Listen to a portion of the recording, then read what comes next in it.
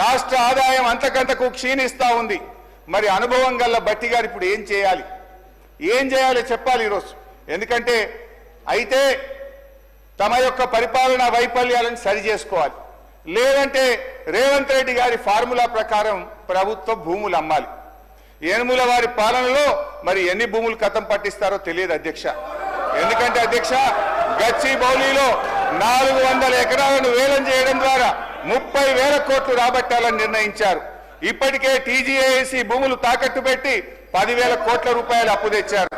ఇప్పుడేమో హెచ్ఎండిఏ ఆస్తులు తాకట్టు పెట్టి మరో 20,000 కోట్ల అప్పు తెస్తామని మొన్ననే అసెంబ్లీలో సమాధానం చెప్పారు.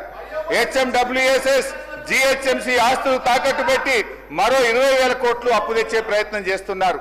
హౌసింగ్ బోర్డు భూములు అమ్మకం ఇప్పటికే షురువైపోయింది. నాడేమో ప్రభుత్వ భూములు పెద్దలు ఇచ్చిన ఆస్తని, జాతి సంపదని, చచ్చిపోతే బొంద పెట్టడానికి జాగుండదని రేవంత్ రెడ్డి గారు చాలా గొప్పగా సుభాషితాలు చెప్పారు.